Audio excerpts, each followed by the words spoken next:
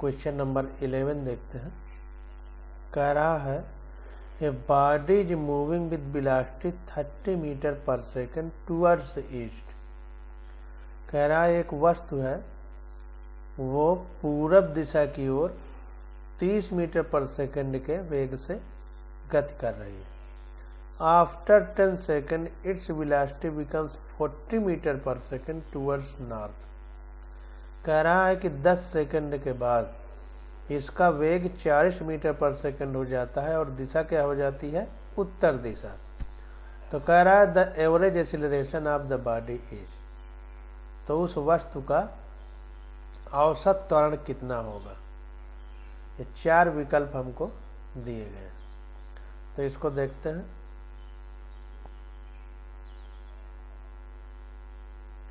तो यहाँ पर देखिए फिगर बना दिया है। हमने बताया था कि 4 लकीरें खींचना है, इधर पूरब, पश्चिम, इधर उत्तर, इधर दक्षिण।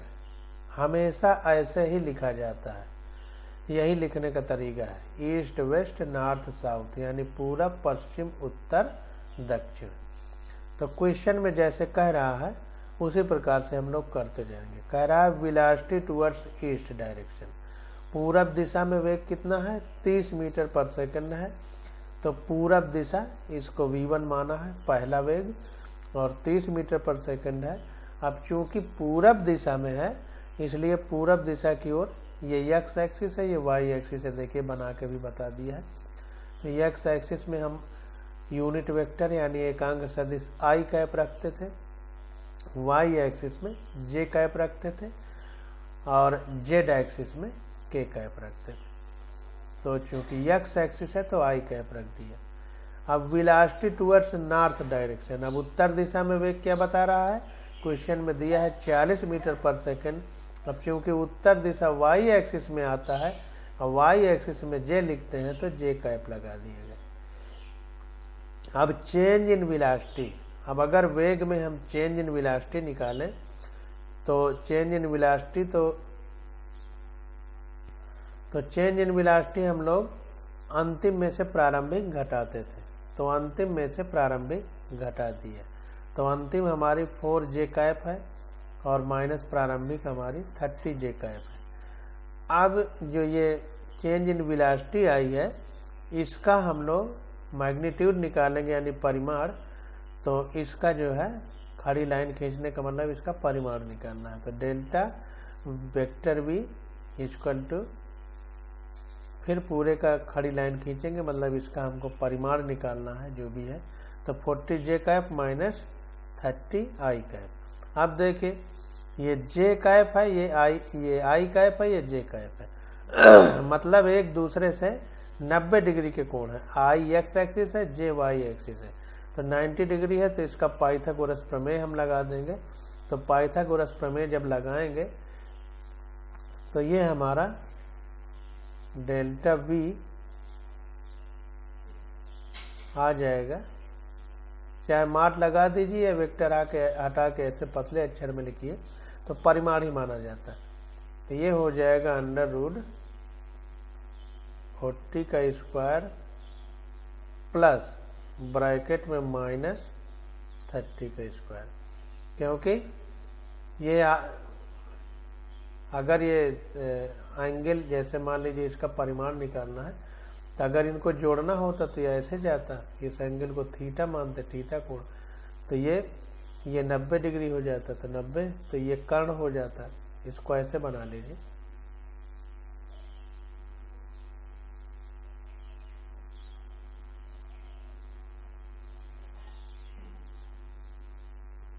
इस तरह,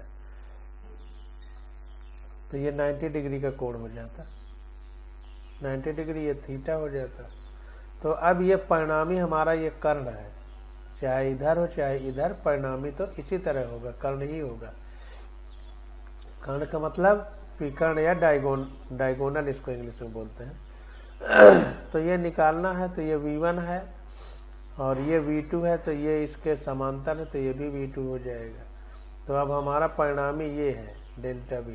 जब जोड़ा गया, जब घटाया गया तो इस तरह होगा, क्योंकि माइनस v इधर आ जाएगा, ये v1 है, या माइनस v इधर आ जाएगा। अभी इसको बताते हैं। तो ये इसको निकालना है तो इसका स्क्वायर बराबर करके इसका स्क्वायर करेंगे, क्योंकि कर्ण का स्क्वायर बराबर शेष दोनों भुजाओं के स्क्वायर के बराबर होता है। तो इसका स्क्वायर बराबर इसका स्क्वायर प्लस इसका स्क्वायर, अब ब्रैकेट में माइनस करके लिखेंगे जैसे लिखा। तो अब इसका स्क्वायर हटाएंगे तो ये दोनों अंडर रूट में आ जाएंगे, तो इसीलिए अंडर रूट लग गया। 40 का स्क्वायर प्लस ब्रैकेट में माइनस 30 का स्क्वायर। इसको सॉल्व करेंगे तो ये 1600 आ जाएगा। 900 1600 और 900 2500 होता है। 2500 का रूट होगा 50, तो 50 मीटर पर सेकंड आ गया। अब देखिए यहाँ पे किया क्या कैसे गया है, इसको बता देते हैं। तो यहाँ पर देखिए ये V1 हो गया हमारा और ये V2 हो गया, क्योंकि पूरब दिशा में V1 है और उत्तर दिशा में V2 है। अब दोनों का परिमाण निकालना है, तो अंतिम में से प्रारंभिक घटाएंगे, यानी V2 माइनस V1 करेंगे। अब ये V1 है, अगर इसको माइनस में लिखें तो माइनस में वेक्टर को लिखने का मतलब है उसकी दिशा विपरीत कर दो। तो पूरब दिशा में है तो पश्चिम कर दो, तो पश्चिम कर दिया तो ये माइनस V1 आ गया। अब जब ये माइनस V1 हो गया तो ये और ये वेक्टर हो गए, क्योंकि दिशा बदल गई। तो इन दोनों का परिमाण ये परिणामी ये जाएगा ये। तो अब यहाँ से यहाँ खींचेंगे तो ये परिणामी निकालना है, तो V2 प्लस ब्रैकेट में माइनस V1 होगा। तो इसीलिए इस तरह लिखा गया है, माइनस V2 हो जाएगा तो ये अपने आप घटेगा। तो ये इतना आ गया। तो एवरेज एक्सीलरेशन, अब देखिए औसत त्वरण का मतलब त्वरण बराबर होता है वेग परिवर्तन की दर, यानी change in velocity upon time interval. वेग परिवर्तन की दर का मतलब वेग परिवर्तन बटे समय अंतराल। तो ये वेग परिवर्तन का मतलब अंतिम वेग माइनस प्रारंभिक वेग अपॉन अंतिम समय माइनस प्रारंभिक समय। तो V2 minus vector V2 minus vector V1 upon delta t बराबर vector delta V upon delta t. तो अब इसका अगर परिमाण निकालना है तो लकीर खींच दिया, वेक्टर एवरेज हो गया है वेक्टर ए का। अब इसका परिमाण mod of delta V upon delta t, तो इसका परिमाण अभी हमने 50 निकाला है। और समय क्वेश्चन में हमको 10 सेकंड दिया था कि 10 सेकंड में हमको त्वरण निकालना है, औसत त्वरण। तो ये 50 में 10 का भाग दिए तो 5 मीटर पर सेकंड आंसर आ गया। तो ये डी वाला ऑप्शन हमारा 11 का करेक्ट।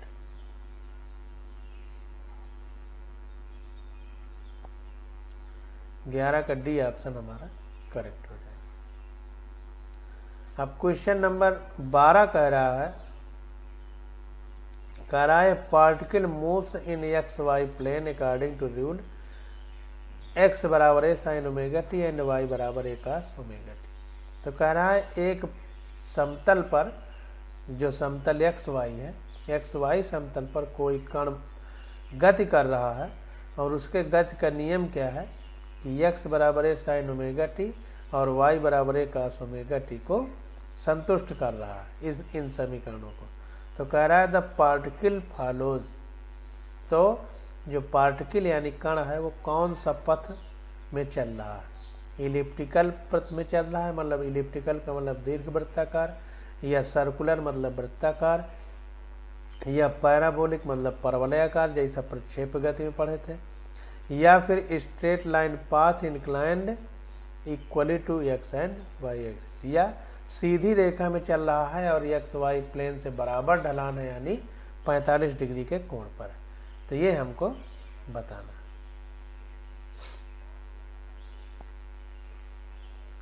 तो 12 नंबर क्वेश्चन देखते हैं।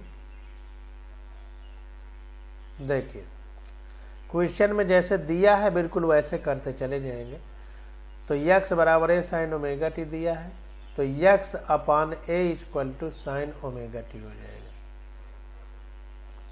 इसी प्रकार y equal to a cos omega t दिया है, तो y upon a equal to cos omega t हो जाएगा।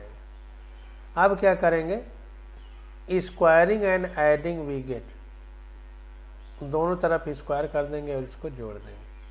तो x square upon a square plus y square upon a square. अब sine square omega t plus cos square omega t, तो ये कास के बाद ये ओमेगा टी है, ये साइन के बाद ओमेगा टी है, तो ये थीटा ही है, लिखा चाहे जो, लेकिन जैसे साइन थीटा होता है तो ये थीटा का ही परिमाण है ओमेगा टी। तो cos square theta plus sine square theta एक तरह से हो जाएगा क्योंकि देखिए यहाँ पर लिखा है, तो यहाँ जब थीटा हो जाएगा तो हमें पता है कि sine square theta plus cos square theta बराबर 1 होता है।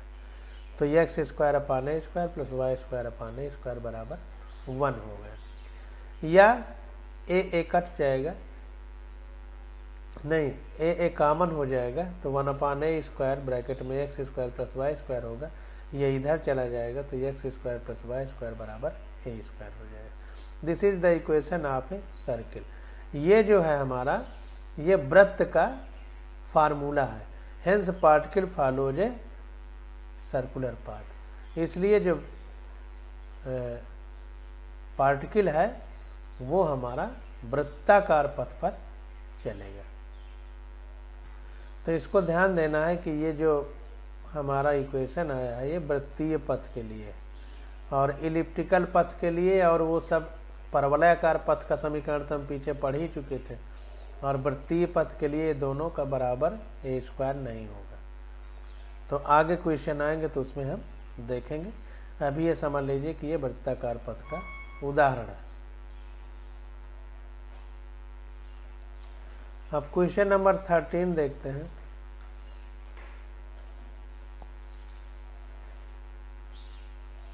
A particle starting from the origin 0, 0 moves in a straight line in the xy plane।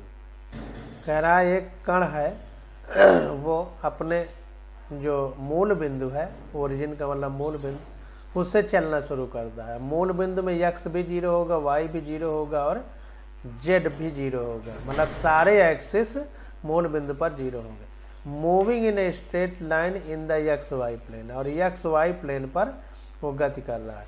तो कह रहा है its coordinates at a later time are √3, 3। तो कह रहा है कि इसके जो कोऑर्डिनेट हैं वो कुछ समय बाद, लेटर टाइम का मतलब कुछ समय बाद, √3, 3 हो जाते हैं। तो कह रहा है the path of the particle makes with the x axis an angle of.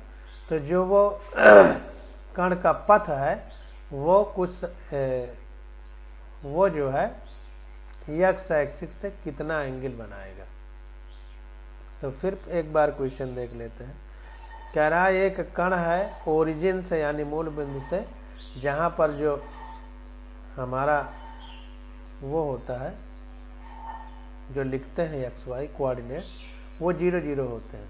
तो कह रहा है कि ओरिजिन से मूव करता है और स्ट्रेट लाइन वाले, स्ट्रेट लाइन मतलब सीधी रेखा में चलता है एक्स वाई प्लेन में, और कुछ समय बाद इसके जो चलने के कोऑर्डिनेट है एक्स और वाई एक्सिस में वो √3, 3 हो जाते हैं। तो कह रहा है कि वो कण एक्स एक्सिस से कितना कोण पर कोण बनाएगा, ये हमको बताना है।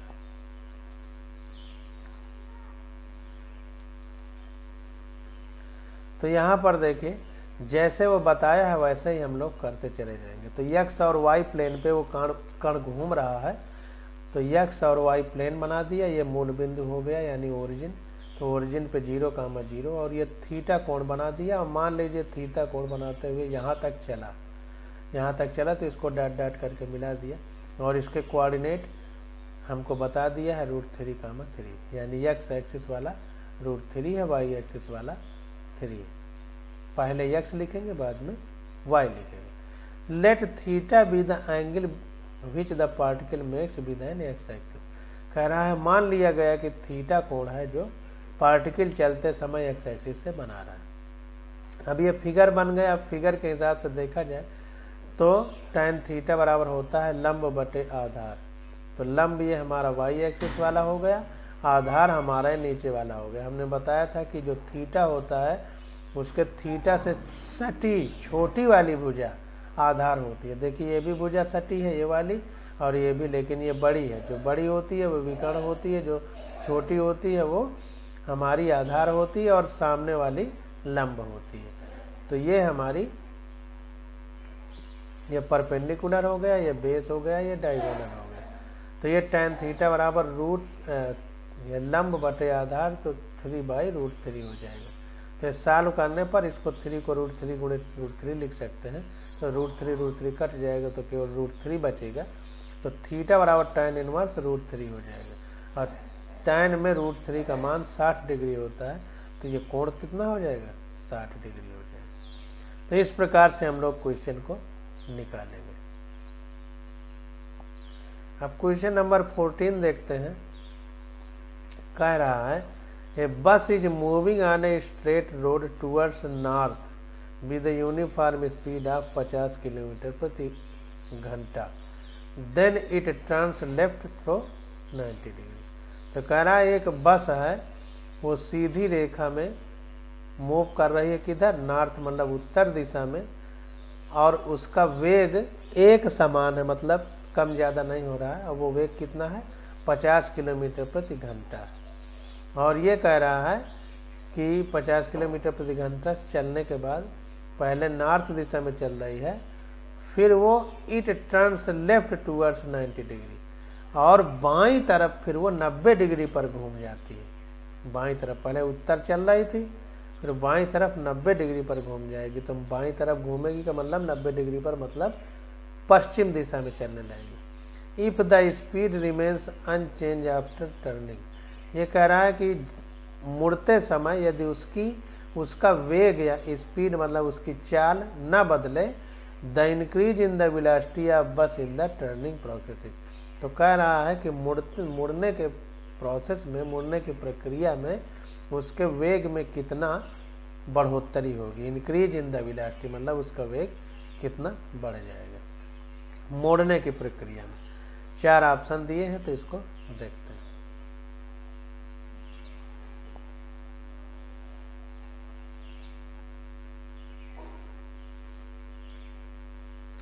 तो यहां पर देखिए ये बना दिया coordinates east west north south, यानी पूरब पश्चिम उत्तर दक्षिण, बिल्कुल इसी प्रकार से हम लोग लिखेंगे। तो पहले क्या है कि ये उत्तर दिशा में चल रही है 50 किलोमीटर प्रति घंटे की चाल से उत्तर दिशा में, फिर 90 डिग्री का कोण बनाते हुए बाईं ओर मुड़ती है। तो इधर को चल रहा है, तो हमारा ये इधर वाला दायां हाथ होगा, इधर वाला बायां, तो इधर को मुड़ रही है 90 डिग्री पर, तो इधर को मोड़ दिया 90 पर। तो ये V1 हो गया, ये V2 हो गया, ये V1 हो गया, ये V2 हो गया। अब देखिए तो ये V1 50 किलोमीटर प्रति घंटा और V2 भी 50 किलोमीटर प्रति घंटा हो गया, क्योंकि वो कह रहा है कि वेग बिना चेंज हुए मतलब उसी समान वेग से मुड़ती है। अब देखिए अब कह रहा है कि ये V1 हो गया, ये V2 हो गया। अब हमारा अगर जो है हम चेंज इन वेलोसिटी निकालें, तो चेंज इन वेलोसिटी में अंतिम में से प्रारंभिक घटाते हैं। जैसी बात है, मोड़ है, अगर रिजल्ट निकालना है तो चेंज इन वेलोसिटी निकालेंगे, तो अंतिम में से प्रारंभिक घटाते हैं। तो ये अंतिम है, प्रारंभिक को घटाएंगे अगर, तो घटाने का मतलब होता है वेक्टर का कि उसकी दिशा बदल जाती। तो ये इधर को है, तो V1 को दिशा इधर को कर दिया और माइनस साइन लगा दिया। अब ये जो परिणामी है उठ के यहाँ रख दिया जाएगा, क्योंकि समांतर में वेक्टर को कहीं भी खिसका सकते हैं। तो ये यहाँ पर ये आ गया। तो अब ये -V1 वेक्टर हो गया 50 किलोमीटर प्रति आवर्स, और किधर हो गया, साउथ यानी दक्षिण की तरफ। ये उत्तर की तरफ था पहले, अब ये दक्षिण की तरफ हो गया। तो -V वेक्टर V1 बराबर 50 kilometre per hour due south यानी उत्तर की तरफ। अब magnitude of change in velocity, तो magnitude in change in velocity तो क्या होगा, अंतिम वेलोसिटी माइनस प्रारंभिक वेलोसिटी, तो V2 - V1 कर दिया। और इसका मैग्नीट्यूड निकालने के लिए, परिमाण निकालने के लिए लकीर खींच दिया कि हम परिमाण निकाल रहे हैं। तो ये आ गया mod of vector V2 plus bracket में माइनस वेक्टर V1, क्योंकि परिमाण निकालना है तो दोनों को जोड़ना है, लेकिन चूंकि ये माइनस साइन के साथ है तो ब्रैकेट में लिख दिया। तो ये बराबर हो गया। फिर उसी प्रकार से V1 और V2 90 डिग्री के एंगल पर है, तो ये अगर हम परिमाण निकालेंगे तो ये हमारा विकर्ण है और ये 90 डिग्री का कोण है। तो विकर्ण का मतलब है पाइथागोरस प्रमेय लग जाएगी। तो यानी शेष दोनों भुजाओं का स्क्वायर का योग बराबर विकर्ण के स्क्वायर के योग के बराबर होगा। तो विकर्ण का स्क्वायर हटेगा तो ये अंडर रूट लग जाएगा। तो V2 स्क्वायर प्लस ब्रैकेट में माइनस V1 स्क्वायर। अब इसको सॉल्व करेंगे तो √50 का स्क्वायर प्लस 50 का स्क्वायर, तो ये आ जाएगा 70 - 70 किलोमीटर प्रति घंटा। अब देखिए मैग्नीट्यूड निकालना है तो साइन नहीं रखा है, तो इसको सॉल्व करने पे आ जाएगा वेक्टर v बराबर 70.7 किलोमीटर प्रति घंटा along south west direction. Direction क्या आएगा? साउथ और वेस्ट। यहाँ देखिए ये हमारा परिणामी जाएगा, तो ये वेस्ट है, ये साउथ है, तो साउथ से साउथ वेस्ट के बीच में, मतलब तो साउथ वेस्ट डायरेक्शन या वेस्ट साउथ भी कह सकते हैं।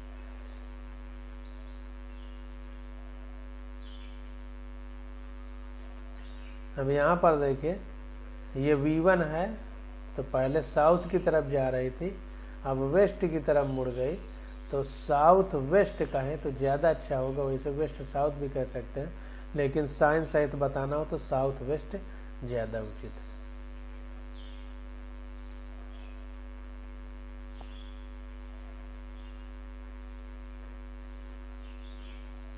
तो ये वाला ऑप्शन हमारा करेक्ट हो जाएगा।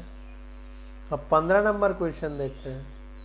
ये motion in a plane with constant acceleration, यानी एक समान त्वरण से गति वाला अब क्वेश्चन हम लोग करेंगे। तो देखिए 15 नंबर क्वेश्चन क्या है, कह रहा है when an object is shot from the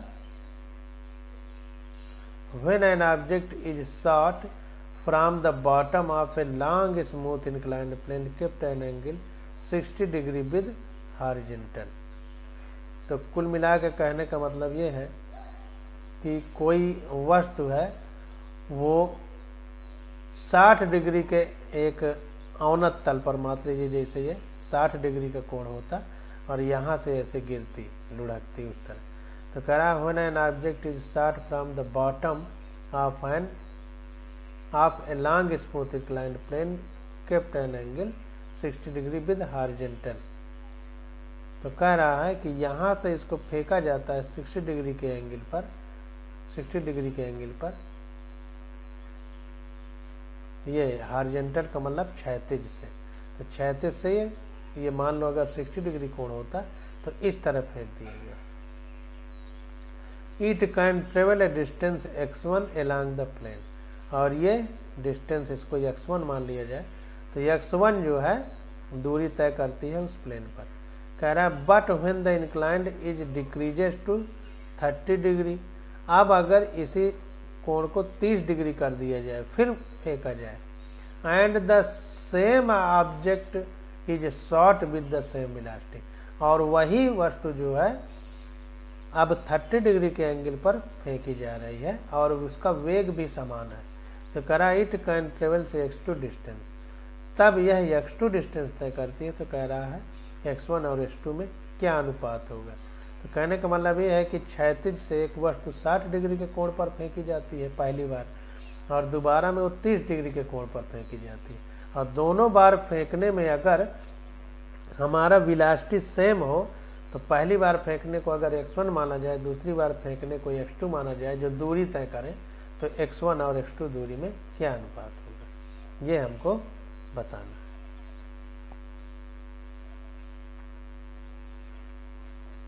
तो ये देखिए फिगर बना लिया है। तो यहाँ पर ये ऐसे मान लीजिए थीटा कोण पर ये इंक्लाइंड प्लेन, इंक्लाइंड का मतलब अवनत, आनत तल मतलब कोई एंगल पर झुका हुआ, तो ये एंगल बना दिया गया है। ये पत्थर है यहाँ से, तो यहाँ से देखिए यहाँ तक फेंका जा रहा है, तीर बना दिया है, तीर बना दिया है, और ए एक्सीलरेशन से फेंका जा रहा है। क्वेश्चन देखिए, कह रहा when an object is shot from the bottom of a along smooth inclined plane kept an angle 60 degree with horizontal, it can travel a distance x1। तो फेंका जा रहा है तो x1 और x2 डिस्टेंस से वो ट्रेवल कर रहा है। तो ये मान लो पहले एक्सीलरेशन a है और प्रारंभिक वेग u है, प्रारंभिक वेग u मान लिया गया है, तो इसको फेंका जा रहा है। तो ये यहाँ पर पहुँच गया, तो यहाँ पर अगर पहुँचेगा तो इसके देखिए घटक बनाए जा रहे हैं। पृथ्वी का गुरुत्वीय त्वरण जो है हमेशा जो क्षैतिज तल होता है उससे 90 डिग्री के कोण पर लगता है। इसको बनाने में कभी गलती मत करना। तो जो क्षैतिज रेखा है उससे 90 डिग्री के कोण पर हमारा गुरुत्वीय त्वरण काम करता है। फिर देखिए ये जो क्षैतिज रेखा है इससे 90 डिग्री के कोण पर जी लिख दिया गया है।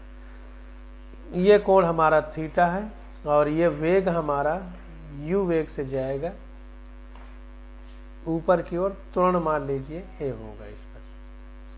तो अब g है तो g के 2 घटक करेंगे हम लोग।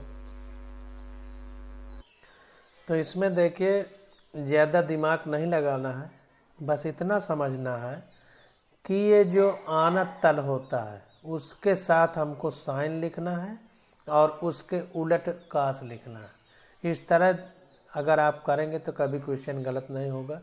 ज़्यादा दिमाग लगाने पे साइन थीटा किधर लिखना है, कास थीटा किधर लिखना है, ये कन्फ्यूजन होता है। तो सीधी सी बात है कि हम गुरुत्वीय त्वरण नीचे की ओर काम कर रहा है तो क्षैतिज आनत तल वाले को साइन थीटा में लिखेंगे और इधर वाले को कास थीटा में लिखेंगे। वैसे इस थीटा के हिसाब से देखेंगे तो भी निकल आएगा, परंतु लिखने का हम सबसे आसान तरीका बता दे रहे हैं कि ये जो आनत तल होता है उसके साथ जो घटक होगा उसको साइन थीटा में लिखेंगे, विपरीत वाले को कास थीटा में। तो गुरुत्वीय त्वरण नीचे की ओर काम करता है ऊर्ध्वाधर, तो नीचे की ओर जी हो गया। ये क्षैतिज तल के आनत तल के साथ वाले जी साइन थीटा हो गया घटक, ये जी कास थीटा हो गया। अगर ये कोण थीटा है तो आप देखिए अब हमको पता है कि ये यहाँ से यहाँ तक जाएगा तो कुछ दूरी तय करेगा और इसका जो त्वरण है वो a है। तो अब देखिए यहाँ से प्रारंभिक वेग से जा रहा है, जब यहाँ पर चला जाएगा तो अंतिम वेग उसका v हो जाता है और जब वापस आएगा तो यही v वेग 0 हो जाएगा। जब यहाँ पर स्थिर हो के तभी वापस आ सकता है। जैसे कोई वस्तु हम ऊपर फेंकते थे तो ऊपर जाके फिर वापस लौटती थी, तो वापस कब लौटेगी? जब उसका अंतिम वेग 0 होगा तब फिर वो वापस लौटना शुरू करेगी। तो चूंकि अंतिम वेग है, प्रारंभिक वेग है, त्वरण भी है और दूरी भी है यहाँ से यहाँ तक, तो हम फार्मूला कौन सा लगाएंगे? गति का तीसरा नियम लगाएंगे। तो गति का तीसरा नियम लगा दिया, v² - u² = 2as। ये फार्मूला होता था v² u² + 2as फार्मूला होता था। यस हमारा डिस्टेंस होती थी, इस तरह फार्मूला होता था v² u² + 2as। ये यस दूरी होती थी, यस की जगह यक्स रख दिया है और ये इधर आएगा तो माइनस में हो जाएगा। तो v² - u² = 2ax। अब फॉर केस 1, अब पहले केस के लिए क्या है? v² बराबर, देखिए यही formula, u² - 2g sin θ1 x1। ये g sin θ1 x1। अब देखिए केस 1 का मतलब जब ये वस्तु ऊपर जा रही है, ठीक ना, जब ऊपर जा रही है, जब यहाँ पहुँचेगी तो उसको अलग से देखेंगे। तो अब ये वस्तु जा तो इधर रही है और गुरुत्वीय त्वरण का घटक इधर लग रहा है। देखिए वैसे गुरुत्वीय त्वरण ये है, लेकिन इसी के हमको घटक के हिसाब से निकालना है।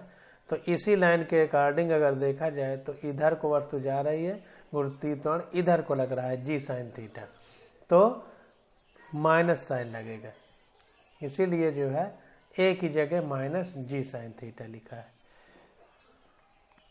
तो v² बराबर u² - 2 और a की जगह g साइन थीटा x1 हो गया। चूंकि देखिए बता दिया a बराबर माइनस जी साइन थीटा, ये माइनस का साइन इसी माइनस की वजह से आ गया, क्योंकि इसको इधर लाएंगे तो v² बराबर u² + 2g x होता, तो प्लस था लेकिन माइनस आया, ये जी माइनस जी साइन थीटा की वजह से। अब इसको सॉल्व करेंगे तो आ जाएगा x1 बराबर ये u² / 2g sin θ1, चूंकि v बराबर 0।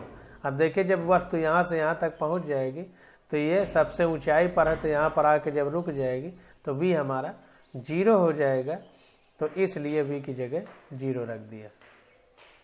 तो जब इधर 0 रखेंगे तो ये पूरा इधर आ जाएगा, ये इधर रहेगा, तो x1 बराबर u²/2g sin θ1 आ गया। अब फार केस सेकंड, अब केस सेकंड के लिए देखते हैं। दूसरे केस में क्या, पहले केस में थीटा 60 डिग्री था, दूसरे केस में कह रहा है उसी को क्षैतिज को घटा के 30 डिग्री कर दिया जाए तब क्या होगा, तो वो दूसरा केस हो गया। तो दूसरे केस में फिर वही फार्मूला लगाएंगे, v² बराबर u² - 2g sin θ 2x2 हो जाएगा। अब इसमें भी वही v 0 हो जाएगा, दूसरे केस में भी ये कोण कम हो जाएगा, बाकी अंतिम वेग तो 0 ही होगा। तो x2 बराबर आ गया u²/2g sin θ 2, केवल थीटा बदल रहा है, बाकी चीज़ें वही हैं, समान वेग से फेंका भी जा रहा है, तो u भी सेम रहेगा। तो ये आ गया, इसको और इसको सॉल्व करने पर x1/x2 करेंगे तो ये कट जाएगा, 2g कट जाएगा, तो x1/x2 बराबर sin θ 2/sin θ1 आ जाएगा। तो ये बराबर आ जाएगा sin 30/sin 60, इनके मान रखेंगे तो आ जाएगा 1/√3। तो ये डी ऑप्शन हमारा करेक्ट हो जाएगा 15 का। तो इस प्रकार से हम लोग क्वेश्चन करते हैं। ये चीज ध्यान रखना है कि इंक्लाइंड प्लेन के साथ साइन थीटा वाला घटक लेते हैं, हर जगह ये काम आएगा। अगर ये देखेंगे कि थीटा है फिर यहाँ कैसे कोण होगा तो बहुत जटिल हो जाएगा और निकालना भी आसान रहेगा नहीं रहेगा, हमेशा भूल जाएंगे। तो हमेशा इंक्लाइंड प्लेन यानी आनत तल के साथ जो ढलान वाला तल है उसके साथ साइन थीटा रखा जाता है, इसको ध्यान देना। बाकी कहीं कुछ चेंज होगा तो उसको आगे हम बताएंगे। तो आज का लेक्चर बस यहीं तक। अब क्वेश्चन नंबर 16 से हम लोग अगले लेक्चर में स्टडी करेंगे।